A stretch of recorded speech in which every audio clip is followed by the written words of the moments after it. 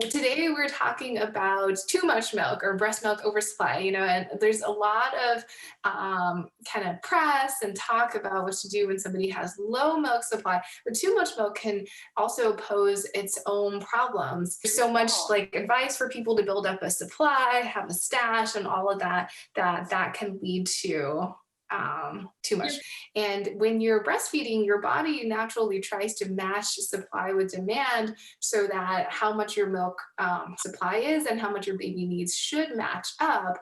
Valene, can you talk about why sometimes that might not match up and some women end up with an oversupply? Pump yourself into an oversupply, or maybe there's weight gain concerns, or maybe mama is just naturally concerned about supply or babies getting enough, and they tend to nurse. You can't really overfeed a breastfed baby, but maybe the baby didn't really necessarily wasn't hungry, 2 hours later, so you're constantly nursing.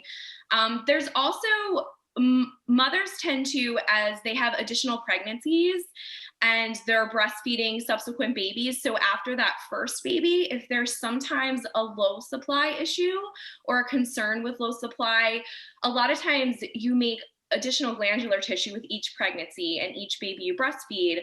So there tends to not be an issue, or if you had an average supply the first time, you could end up with an oversupply the second or third time. So there's a couple of different things that could cause that. Thank you. Yeah, I had read that too. It's interesting because I read that like for your second pregnancy, women on average make 20% more milk than their first one. And then we have a question from the chat box. When I feed my baby chokes quite often. Yeah, do you find that that's one of the symptoms of an oversupply, is that it's coming out so quickly that the baby has trouble latching and holding on? Yeah, so that is one of the classic signs of overproduction, but also what is known as a heavy letdown or overactive milk ejection reflex, so OMER. They don't necessarily, there's not a lot of scientific proof to separate whether they're two different issues. They can be, but oftentimes they go together. So traditionally in oversupply, a lot of times the mother will have a heavy letdown or that overejection reflex as well. So some signs of that in the baby are fussiness, choking, coughing, some gurgling. You'll hear them breaking the suction sometimes with a clicking, which can be indicative of other issues, but that's something else that you might see or hear. Sometimes they don't want to nurse. They don't want to be on the breast very long either. They'll do shorter sessions. So yes, choking is definitely one. Another sign could be green, mucousy, or bloody, watery stools. Now you have to be careful with that because you want to rule out any GI issues with the baby. So you want to make sure that they don't have any type of reflux or, other intestinal issues going on.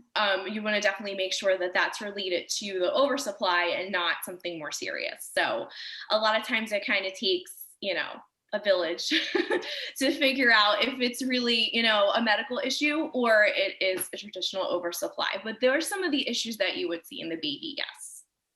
So if the baby's having trouble doing that classic latch where it's like suck, suck, suck, swallow, suck, suck, suck, just coming out so fast, like in that reel I posted where the dog is drinking from a hose and it's just like not able to do that kind of pattern, is there anything mom can do to slow down that letdown? Absolutely. So there's a couple things that you can do to help with that heavy letdown. A lot of times what we tell moms is when baby latches and the letdown starts to happen, or if the letdown begins to occur before the baby latches, you can kind of use a burp cloth to kind of catch just a little bit of that powerful ejection that's happening, and then relatch baby. It's also helpful sometimes to hand express a little to get the supply, or to have the ejection happen, the letdown, and then catch that in a little burp cloth. Sometimes moms find it a little bit more comfortable to just pump for a minute or two. And then once the letdown happens, take themselves off the pump and then latch baby. Mm-hmm. Another thing that's very helpful, and a lot of moms hear this, but sometimes it can kind of be challenging to figure out, is you want to kind of let gravity work for you. So if it seems like a little much to be using the pump or the Haka at first, and super convenient now, if those of you that are familiar with the Haka, if you want to let that letdown happen there, catch it so you can save that milk and then relatch baby, is the lead back breastfeeding position. So we often say, let gravity work for you. You can either lean back on the sofa, on some pillows, in a recliner, or, you know, lay down in bed, and you lay baby across your body and allow them to latch while you're laying back. And that really helps slow the flow. And then baby can just, you know, continue after the letdown happens, and there's no need to really unlatch them then at that point. That's great. Yeah, thank you so much. And for anyone who doesn't know, the Haka is like a little handheld silicone hand pump, so it's not connected to electricity. It's really easy to set up. And what Val was talking about is like you just put it on your breast, like initially for just like, I would say even like just a minute or so, because the fastest time that the milk is going to be flowing is right at the beginning because it's most pressurized. So if you can get that initial volume off, then the flow will start to slow down. One thing I want to caution people about is like people will think, well, if I'm so engorged and it's coming down so quickly, maybe I need a pump to get it out. But that can lead to some issues with if you're pumping before your baby nurses too, right? Yes. So what we say is, if you're very engorged or if the letdown is very heavy and your baby is having a hard time, you just want to let out enough milk so that you're comfortable. You don't want to end up pumping yourself into more of an oversupply. So I caution with the pump too, Leah, because that, you know, you don't want to pump too long on there. That's going to tell your body to make more milk. So the Haka is a great option because it just works by suction and collecting, you know, what might initially be there for the letdown. And then also the hand expression really helps. Another method that you can use is kind of use a scissoring effect with your fingers, these two fingers here, and just put it back towards the areola. So when you latch baby, you can kind of slow the letdown as it's happening. And then it kind of eases it into baby's mouth, and then your milk can just start to flow as baby's sucking after that. That's also another tip that is super helpful if moms, you know, the latching and relatching can be a lot and it takes a lot of hands. So I understand that's challenging. Yeah, thank you. Okay, so a lot of great suggestions. So either hand expressing or using a silicone hand pump for just a minute to get out the most pressurized milk, doing the laid back method where you're kind of lying back on a couch or supported on pillows, as well as what Val said was applying that little bit of pressure to hold back of some of that pressure so it's not coming out quite as quickly. That's all really great. And then what do you advise women who struggle with engorgement and clogged milk ducts? So besides some issues that you might see in the baby and what they're experiencing as far as the oversupply, mom can have a lot of challenges too. So mom can be super engorged, like Dr. Leah just mentioned. She can get reoccurrent plugged ducts. You could get reoccurrent mastitis, you know, which is no fun for anybody who's ever had mastitis. Another sign that we see a lot is the baby will clamp down on the nipple or try to stop the flow because it's too much from them, and they'll kind of chomp, for lack of a better term. And mom could have very sore nipples. You know, it's very uncomfortable, and you want to make sure there's not another issue with latch, but the baby may actually be trying to control that as well. So as far as the reoccurrent clogged ducts, the mastitis, you want to manage the oversupply long-term. So you really want to make sure you're either working with a experienced peer counselor. You know, I would highly recommend an IBCLC, either virtually or in person, to assess and make sure that there is truly an oversupply, and then try to manage that engorgement and that oversupply. And there's quite a few methods that can be used for that too. Yeah, can you talk about like ways that once a clogged duct has happened, people can try to unclog it? Yeah, so probably one of the best things to do for clogged or plugged ducts is compression. So you can break it up with some massage, self massage. Sometimes we recommend a toothbrush, an electric toothbrush, a lot of warm compresses on and off. So you would kind of want to do 20 minutes on with a hot compress, 20 minutes off. You can use a burp rag or even a baby diaper works great with some warm water. Hot showers. Another recommendation for plugged ducts would be dangling breastfeeding. So you lean over the baby and allow them to nurse and let gravity pull the plugs down. You can pump, but again, you're trying to avoid pumping as much as possible in this case if you don't need to. The pump can help to remove a clog as well. And you can use compressions and massage while you're doing that to try to get the clog out. Another great solution that I've learned recently that works for a lot of moms also involves the haka.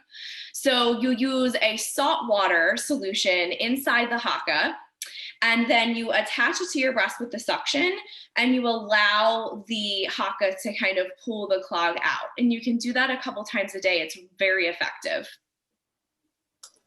Wow, I never heard of that. So you can put warm water and salt inside the haka and make it kind of like have that salt water solution in contact with where their clogged duct is. Mm-hmm. And then it helps to draw the clog out. And the suction with the haka is pretty effective. So I feel like that works a little bit better for some moms, but it just depends on the mom. You know, nothing can really replace the baby suction, but the pump and the haka are good alternatives if you're having a hard time, especially if there's sore nipples or there's damage to the nipple at all. I've also heard of using self massage and perhaps using like a spoon or like with oil on it or something like that to try to get it out. Yep, you can use like a coconut oil and olive oil, and literally just trying to break up the clog and push it downwards so that next time you nurse, hopefully it will be pulled out. And then how do you differentiate between simply having clogged ducts versus actual mastitis? So the clogged ducts, a lot of times mom will feel a hard spot or there will be multiple hard spots if there are multiple spots. Things to look for with mastitis, and mastitis can turn very serious very quickly. So, we always tell moms to keep an eye on how they're feeling and tend to check in with them within 24 hours. You want to look for signs of a fever. So if you're having a fever, it tends to run a little bit higher as well. You might need to call your practitioner and get antibiotics or seek medical treatment. Mastitis, you'll have flu-like symptoms. You feel very sick, run down, extremely tired, weak. The fever is one. You want to look for big red spots, like abscesses on your breast as well, big hot red spots. Typically, you're starting to turn into mastitis a little bit beyond a plugged duct. And you just kind of want to monitor yourself. You also want to monitor your nipples for any signs of infection and discharge, like a yellow discharge, anything like that. And then we typically say to women, you should call your practitioner and see what their medical advice is at that point. Sometimes they prescribe an antibiotic, depending on how quickly, you can resolve it. Sometimes it's not necessary, but yeah, you want to look out for signs of infection and flu-like symptoms and fevers. Thank you. So it sounds like plugged ducts, you can have pain locally and then you'll feel that hardness, firmness, a little bit of swelling there. But when it progresses to mastitis, the breast kind of becomes heavy, red, hot, more painful. And then you would have some kind of systemic symptoms like fever and fatigue in addition to just the local symptoms in the breast. Correct. And then we have a question from the chats. Pumping up my supply a ton right after birth, so I've stuck with the haka as needed. When preparing to go back to work, though, I'll need to use the traditional pump again. Do you have tips for that? I want to make sure I'm not overstimulating my supply, but still getting enough for my son. Sure. So typically we advise women, they don't need to start super early before they're going back to work, maybe just a week. It doesn't have to be very far in advance, especially depending on baby's age, because you don't want to develop an oversupply. But the important thing is you want to be replacing baby's feeds with a pump session. So if baby's at the point where they're eating every 2 hours, you want to make sure you're pumping then. If it's every 3 to 4, you want to make sure you're replacing with a full pump session then. You can just stop using the Haka and start using the electric breast pump, and see how much you get. And might take your body a little bit to respond. So you might need a few days, or a week before you're pumping the amount that baby would be withdrawing if they were nursing. I always recommend to moms, if you'd like to start while you're home, after baby has that first feed in the morning, you can wait about an hour and then, do a pumping session and see what you get and just start saving and collecting that. And then as you're away from baby, when you start working, you would just be pumping the number of times that they would have been eating when you were with them. Mm-hmm. Was that helpful? I hope that answers your question. Yeah, no, I think that's really good advice. So like when I was working with my IBCLC, Meg Stolniker, who teaches a class for Bump and Baby every month, she said that to go back to work, a lot of women are like, oh, I need to build up a huge stash, but she actually recommends just having about 3 days worth, just to get you through that. Because as you are at work, just like Val said, you're pumping at the same times, hopefully, that your baby is feeding. So it'll already match that way. So you really only need like about 3 days or so extra in the beginning just to make sure you don't run out. And I think we've kind of become conditioned to think we need this large freezer stash or having all this extra milk, like Dr. Leah was saying, but it's really not necessary. Your body is going to produce exactly what baby was taking and needing. And a lot of moms find when they start pumping before they go back to work or right when they go back, they make exactly what baby needs and is taking, when they're with their caretaker or at daycare.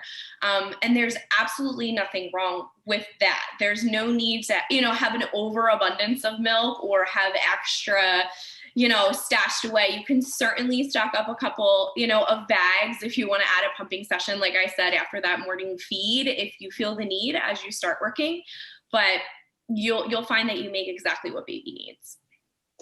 Yeah. And then another question is, how much time should you pump for? Is there a set time, or how do you gauge when to stop pumping?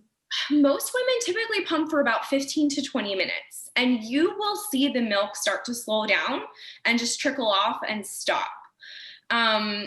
If you were pumping for engorgement purposes or with that heavy letdown, of course, you just want to do that, for a minute or two and stop. If you're pumping to replace a feed or you're pumping when you go back to work, you want to just let your letdown happen, and then you'll see your body's going to kind of adjust. Some women are done after 10 minutes. And like I said, some women need like a full 20, but there's really no need to, pump longer than that, especially if the milk flow has subsided or is just trickling out at that point. Mm-hmm. And I found that too, it varies a lot depending on what pump you use. So like using like the Spectra pump where it's more hospital grade, I found that the milk came out a lot faster. So I was actually done faster than when I used my freestyle pump, which is just like a small electric hand pump. And you could have multiple letdowns, during that session. Maybe you have one letdown during that 15-20 minute session. Maybe you notice a second. Most mothers are having multiple letdowns during a nursing session too, even though they might not be aware of it. Mm-hmm. And just one little plug for like, if you do have an oversupply, like what happened to me and a lot of other people I know is that after we went back to work for a longer period, like a few months in, people started to find that their supply did go down because of not seeing the baby, not smelling the baby, that really close contact that stimulates prolactin and milk production. So that is really common. So if you do end up having a little bit of an oversupply in the beginning, it's not a bad idea to just save it. breast milk can stay safely in the freezer for 6 months if you're using a regular freezer, or for up to a year if you're using a dedicated freezer where you're not opening and closing it. So because many women months later after they go back to work do see usually a drop in their supply, it's not a bad idea to just keep some extra around. And you can also donate it. So like there are like I had my milk come in late, and I was so happy to be able to get donor milk for my baby. Yes, donor milk is a plus, and they use it in a lot of hospitals and NICUs, and there are a lot of moms who would like to supplement their own milk with additional milk because they might have a lower supply or they've had a stop and they would like to continue using donor milk. So donor milk is a great option. There are definitely milk banks in people's areas, and a lot of times they will, pay for the shipping for you to be able to donate. Of course, there's milk exchange between mothers, which is not, you have to be careful with that because it's not regulated and the milk is not being tested, for diseases or anything like that. So I would say just be cautious, if that's something you're going to do, if it's somebody and you're comfortable with, use your discretion. But yeah, there's a lot of options for milk donation too. So maybe we can provide some resources for that at some point soon too. Yeah, so there's 2 Facebook groups that do that. One is human food for human babies, and the other one is Eats on Feeds. And those are direct kind of like parent to parent milk exchanges. If you donate to a milk bank and then for somebody to get that milk who's not in the NICU, it actually costs a lot of money. It costs like around $120 per day to use donor like bank milk because it costs so much money for them to sterilize it. So if you do want to give it to like NICU babies, then obviously that's the way to go. If you want to give it to just like people out there, then one of the Facebook groups is probably the best. The better option. Does anybody else on the Zoom call have any other questions? Okay, all right. Well, thank you so much, Val. I learned a ton from talking with you today. You're welcome. The only other thing I wanted to mention, Leah, was sometimes in the beginning, another really great way to manage if you have an oversupply, and again, I highly recommend make sure you're working with a peer counselor or an IBCLC if you're not sure on how to do this. And this helps a lot of mothers, is block feeding. So that you can just feed from one breast for a certain period of time during the day, either a few hours, and then switch to the other side. And that will kind of help slow down and regulate the production for moms that it's a really big challenge for. And depending on the oversupply, sometimes the time would be extended. So instead of just like a 3 or 4 hour block, it might go to like a 6 to 8 hour block. But a lot of times, you'll learn your body and you can kind of tell, so you would just want to do, 1 to 2 feeds on one side and then switch to the other side. And usually moms can tell on, how full their breast is, which one they need to nurse from at that point. So it's another great recommendation and an easy way to kind of regulate it if you're really struggling. But again, always seek a professional opinion if you're not sure on how to do that. Thank you so much. How can people find you? So you can find me at scientist2to mama on Instagram or Facebook. I also started a blog recently, so at scientisttomama.com for those of you that want, some uplifting parenting advice or some science-based holistic living. I'll be adding more breastfeeding information there soon. And then our nonprofit is Nursing Mothers Alliance. So you can find us on Instagram and Facebook.